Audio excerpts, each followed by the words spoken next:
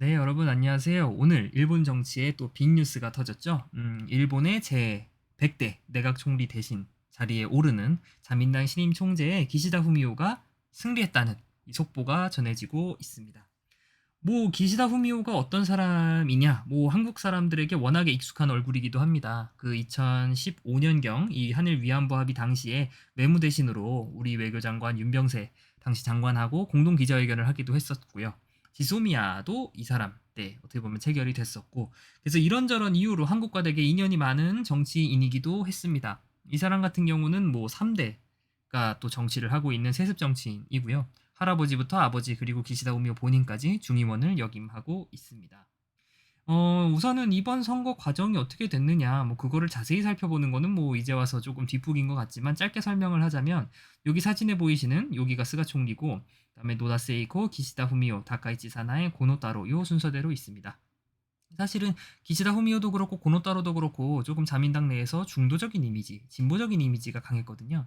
근데 기시다 후미오는 최근에 조금 우클릭을 하는 모양새를 보여줬습니다. 왜? 일단 당선이 돼야 되지 않습니까? 그렇죠?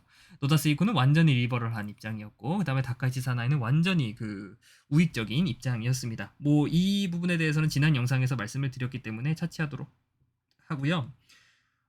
사실은 방금 말씀드렸던 것처럼 이번 선거 이변은 오히려 기시다 후미오가 여기 보이시는 선거 결과 1차 투표에서도 고노다로를 누르고 1등을 했다는 거죠. 기시다 후미오 씨가 국회의원 146표, 당원표 110표를 합해서 총 256표를 차지했고, 고노타로가 국회의원표 86표, 당원표 169표로 총 255표를 차지했다. 1차는 고노타로가 1등을 할 거라는 예상이 지배적이었거든요.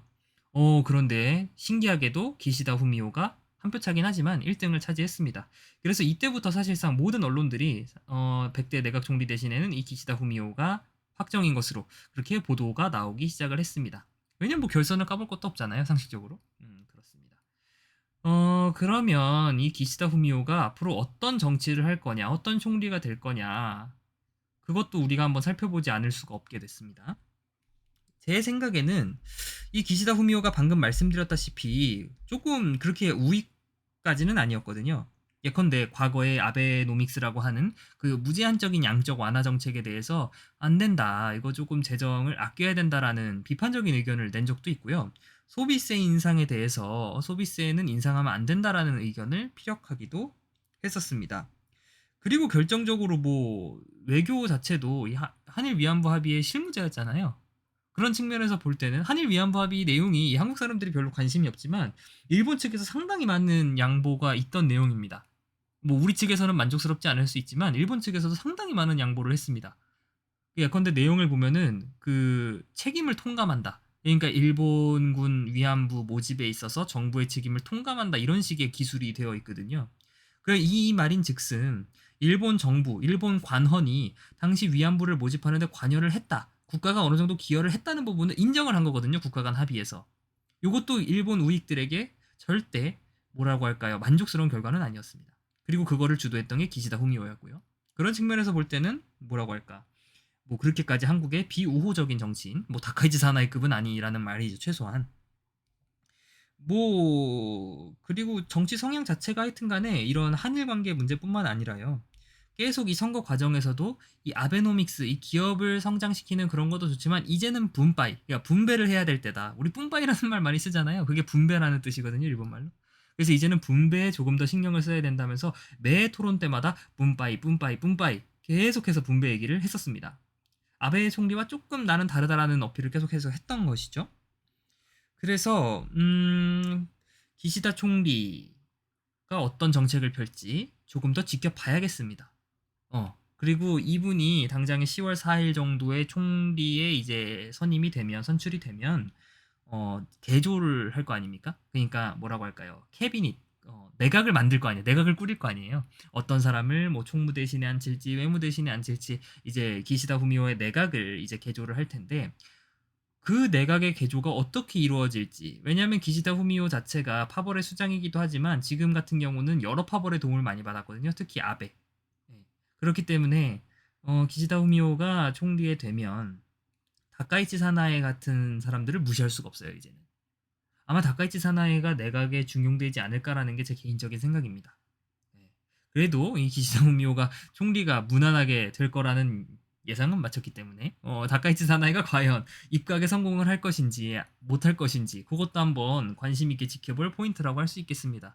뭐 다카이치 사나이가 내각에 입각을 하지 못한다고 하더라도 아베라든가 아소라든가 소위 말하는 이 자민당 내 장로들의 그 입김에서 기시다 후미오는 결코 자유로울 수가 없죠. 그리고 이 기시다 후미오가 국민적인 인기가 별로 없거든요. 이 국민적인 인기가 별로 없어가지고 지금 저도 이렇게 야후재팬이나 그런데 댓글 반응 같은 거를 좀 보면은 영 그렇게 반응이 신통치가 않아서 과연 이 총리가 오래 갈 수 있을지 그것도 한번 지켜볼 포인트기는 합니다. 그리고 뭐 여담으로 이 스가 총리는 뭔가 조금 패배의 아이콘이 되어버린 느낌입니다. 그래서 저도 옆에서 보고 있으면 좀 짠한데 스가 총리는 결국에 본인은 고노타로를 대놓고 지지했음에도 불구하고 고노타로가 이번에 낙선을 해버렸잖아요. 참, 이 표정에서 보이죠? 잠깐 좀 착잡함 그런 게 좀 느껴집니다. 아무튼 이 기시다 후미오 총리 잘 일본을 이끌어줬으면 하는 바람이 있고요. 앞으로 또 어떻게 될지 그리고 내각을 어떻게 꾸릴지 그 부분에 대해서는 또 새로운 소식이 오면 저도 영상을 한번 또 찍도록 하겠습니다. 그래서 오늘 영상을 또 한 3줄 정도로 요약을 해보면 첫째, 기시다 후미오 전 정조회장이 일본의 제 100대 내각 총리 대신 자리에 오를 수 있는 자민당 총재에 당선이 되었다. 두 번째, 기시다 후미오 씨는 뭐 그렇게 한국의 비우호적이라고 말할 수도 없는 좀 뭐랄까 지한파 중에 한 명이긴 하지만 과연 내각을 어떻게 꾸릴 건지 그것이 관전 포인트다. 그리고 마지막으로 이번 중의원 선거 어떻게 될지 11월에 중의원 선거가 어떻게 될지 그것도 한번 지켜볼 만한 포인트다. 뭐 이렇게 얘기를 할 수 있겠습니다.